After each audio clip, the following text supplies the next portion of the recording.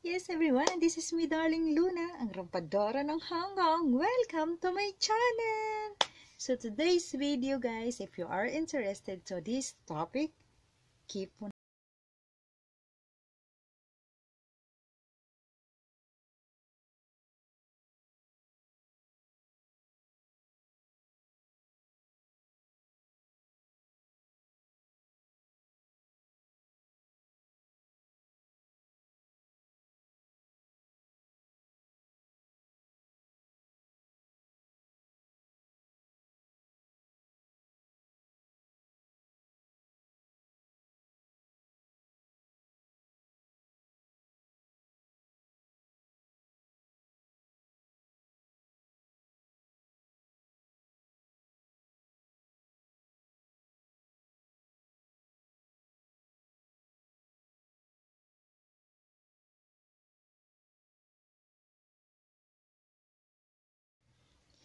Yes, guys, and welcome back to my channel. So before to start this vlog, I want to say thank you everyone for continuing support and love to my channel. Thank you, thank you, thank you from the bottom of my heart. So before to start this vlog, guys, I just want to answer the one comment of my video that video is this one. Yes, that is that video. One comment there, she said that my title is English and my video is Tagalog. So I want to answer uh, that question. I mean, because if I write our own dialect, the Tagalog title, it takes too long. So, because if we written in English, it should be shortened, and because the sentence or the letters that we use is just only 100 letters only. So, we need to do a title shortened. So, I'm so sorry, guys, to my non-Filipino subscribers. I want to talk to our dialect on this blog because this blog is about OFW here in Hong Kong. Okay, so I'm so sorry for that. If I will talk our own dialect. So I just put the title English because I want easy and shorten the title. So I'm so sorry for that. Yes, guys, so ngayon po pag-uusapan natin how to get a Western employer here in Hong Kong in very easy way. Yes. So, ang dami po kasing nagtatanong sa akin. Una, ano daw po ba ang ibig sabihin ng Western? So, ang ibig pong sabihin ng Western po, dito sa Hong Kong, Western employer. So, ang meaning po doon, sila po yung mga foreigner, mga tinatawag namin ditong puti. Yun, pag sinasabi namin puti, so sila na po yung mga Western. Like po, mga American, Australian, mga British, yan, mga basta taga ibang bansa sila na yung mga puti. Okay? Sila po yung tinatawag namin na Western. So, paano po ba makakakuha ng Western employer? Napakadali lang, guys, napaka-easy lang kukuha ng Western employer dito sa Hong Kong. Paano?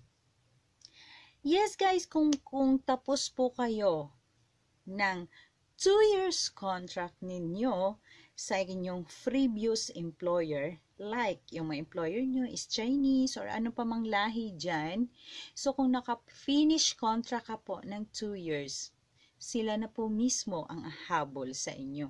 Bakit gustong-gusto ng mga Western employer ang mga finish contract dito sa Hong Kong?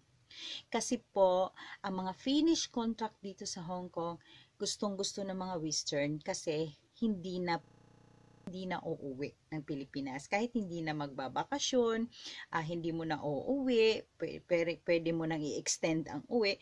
Like me po, ito pong Western employer ko kasi, nung inano nila ako, nung gusto mo bang umuwi muna, sabi ko, sige, wag na muna kasi need nga nila talaga ng helper kasi manganganak nga po yung amo naming babae. So ngayon, sinabihan ko, o sige, extend ko muna ang aking bakasyon. So nung nakatatapos ko lang po ng 2 years contract sa previous employer ko, hindi pa po ako nakauwi. So sada, namimiss ko na ang aking mga anak. Yon. At bakit gustong-gusto ng mga Western ang finish contract? Siyempre, kasi pag naka-finish ka po ng 2 years, ibig sabihin yan, you are really hardworking. Yung bang matiisin ka rin, 'di ba? So, parang iniisip nila na maganda talaga yan kasi maganda ang record niya. Kasi nakatapos ka ng 2 years mo. Kaya gustong-gusto ng mga Western ang mga finish contract dito sa Hong Kong. So, hindi ko lang po alam na gusto din nilang kumuha ng galing sa Pilipinas. Hindi ko pa po yan alam. Pero siguro kung may mga halimbawa, may mga katulong na sila dito dati, may mga katulong na sila sa bahay, tapos gusto pa nila ng kasama. Tapos yung kasama, yung katulong nila, tapos may i-recommend na pinsan, or anuman, kaibigan, or kapatid nila. Yun siguro yung mga employer na kukuha ng mga Pilipina galing sa Pilipinas.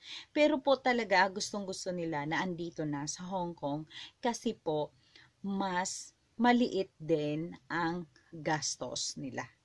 Okay? Kasi, unlike sa akin noong nag-finish contract ako na mismo ang nag-asikaso ng papers ko. Hindi na kami dumaan ng agency. So, wait nyo yan, may iba-vlog din ako dyan sa ganyang sa ganyang topic na yan. So, yan. Kaya po, gustong-gusto nila. And kung gusto nyong kung gusto nyong magkaroon ng amo na Western, ang ipapayo ko lang sa inyo, yung mga DH nandito sa Hong Kong, tapusin nyo po ang 2 years contract nyo sa inyong mga amo ngayon. Kung ano man yan, halimbawa po, hindi man sila maganda, tiisin nyo na lang muna. Kasi sa kasunod niyan, maganda na ang pupuntahan nyo. Yun. So, ganyan lang po ka-very easy ang gagawin ninyo. Mag-finish contract lang kayo muna sa previous na amo nyo.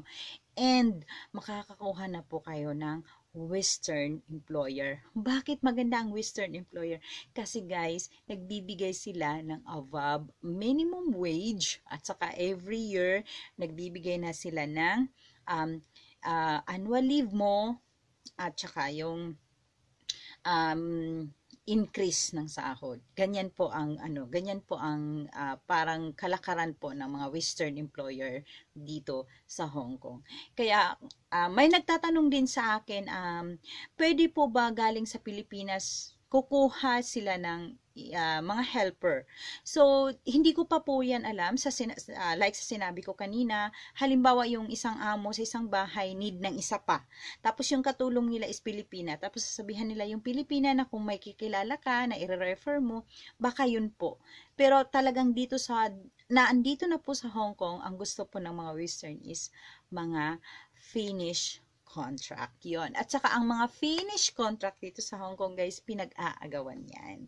Pinag-aagawan yan.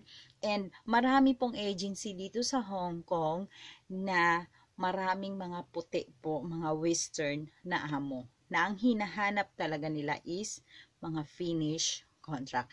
Napaka-easy lang. Ganyan lang na napaka-easy lang talaga na kung sino man ang gustong-gustong kumuha ng Western employer dito sa Hong Kong. So, gaya sa akin, Western employer ang amo ko, yun, above minimum wage ang binigay, at saka binibigay pa po sa amin ang aming food allowance. Yan ang kagandahan pag Western employer ang amo mo. Unlike po kasi sa Chinese hindi po binibigay ang food allowance namin, kaya kung ano yun lang tira nila, yun na lang po din ang magiging lunch namin kinabukasan. Yan. Kasi sa Western, pwede ka pong magluto ng gugustuhin mo. Kasi nasa sayo na ang food allowance mo, ikaw na ang bahala niyan. Mag-budget for one month, sa next payday mo kailangan aabutin. mo yan, yung food allowance mo. Yun. So, sa mga nagtatanong po na paano po mag-apply ng DH dito sa Hong Kong, ang daming nagtatanong sa akin, nagme-message sa akin sa inbox ko sa Facebook na ano daw po yung agency ko sa Pilipinas. Guys, ihintayin nyo, may isa lang akong i-interviewin dito sa Hong Kong. Tapos po, abangan nyo yan para yung kung gusto nyo pong makarating dito sa Hong Kong, yung hindi na kayo mahihirapan maghahanap ng agency dyan sa Pilipinas, na mag-a-apply kayo ng agency dyan sa Pilipinas, maghahanap kayo, hintayin nyo ang vlog ko na yan kasi may interviewin lang ako dito sa Hong Kong para yung mga amo direct nang tatawag sa inyo sa Pilipinas at yung agency dito sa Hong Kong, sila na po ang magbibigay ng agency sa Pilipinas kasi yung mga agency dito may mga ka-tie up na yang agency dyan sa Pilipinas. So, abangan nyo lang yan, ang vlog ko na yan. Kaya lagi ko pong nare-replyan, abangan nyo ang vlog na yan kasi hindi ko po maibigay na sa inyo yung agency ko po na dati kasi ayokong i-refer sa inyo noon. Yung agency na yan. Okay? So, abangan nyo na lang kasi mas maganda ito kasi yung amo na mismo ang tatawag sa inyo dyan sa Pilipinas and see to it na may WhatsApp lang kayo. Okay? Kasi sa WhatsApp lang po nagtatawagan dito. Hindi po uso sa mga amo ang Facebook. Tandaan nyo yan. Okay? So, WhatsApp lang po. Yes? And thank you for watching guys. Iiksian ko lang ang vlog na to. So, sa ngayon, parang gusto ko munang magbigay ng mga tips and ideas about DH dito sa Hong Kong. So, makikita nyo sa aking mga vlog na mag-uusap muna tayo regarding po DH sa Hong Kong kasi ang dami pong nagtatanong sa akin. Hindi ko po yan gagawin sa isang vlog kasi hahaba yung video natin. Step by step ang gagawin ko dyan. Okay, abangan nyo po ang aking mga next vlog. So, if you like this video guys, please give me a thumbs up. Kung hindi ka pa nakapag-subscribe sa aking channel, please subscribe and ring the bell para updated ka sa mga bago sa aking video. Yes, and thank you for watching guys. I love you all. And this is what I look kasi gusto ko pag nag-vlog ako about usapang OFW dito sa Hong Kong, gusto ko yung itong look na to na very simple lang kasi ito yung mukha ng isang Inday dito sa Hong Kong. Yes, and thank you so much. I love you all. Bye! Yeah, baby girl, you're so damn fine. No, wanna know if I can